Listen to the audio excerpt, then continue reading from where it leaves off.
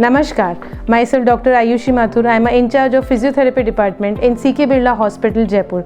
Today we are discussing about bronchial asthma that derived from a Greek word that means labored breathing. Basically, it is a chronic inflammatory disease of lung airways that causes an episodic obstruction in the airflow and the airways hyperresponsiveness to any propagating factors.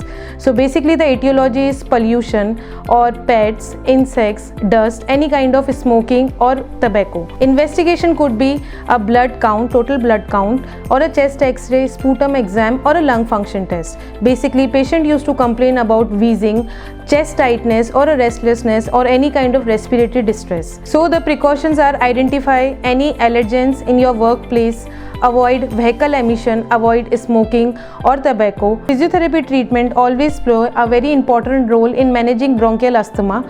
Basically, we used to treat the symptoms. We also prevent the excess sputum and the regular asthmatic attacks and keep the pulmonary function as simple as possible. Basically, these exercise increases the air redistribution to lungs, reduce dyspnea and maximum oxygenation. So basically, we treat with the breathing exercise that are diaphragmatic breathing, pursed lip breathing and chest expansion exercise. Diaphragmatic breathing is very simple. We ask the patient to sit in a comfortable position, put both the hands in the abdominal rectus muscle and breathe in from the nose and breathe out from the mouth.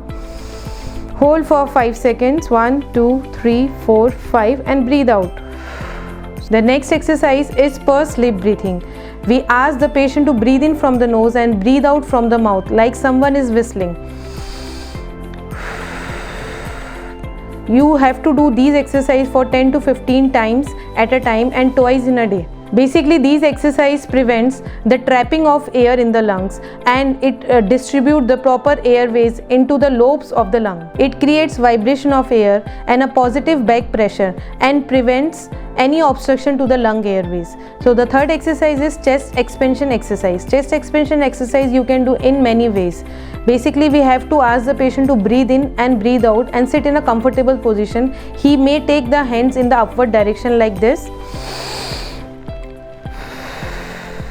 Same you can do to take your both hands parallel to the ground in this way and join the hands, breathe in and proper expand your whole lungs and take the air inwards and breathe out and join the hands again. Basically, removal of secretions can also done by suctioning, proper suctioning if the patient is in venti or the tracheostomy. You can also do a postural drainage technique. You can change the position very oftenly of the patient for a proper drainage system.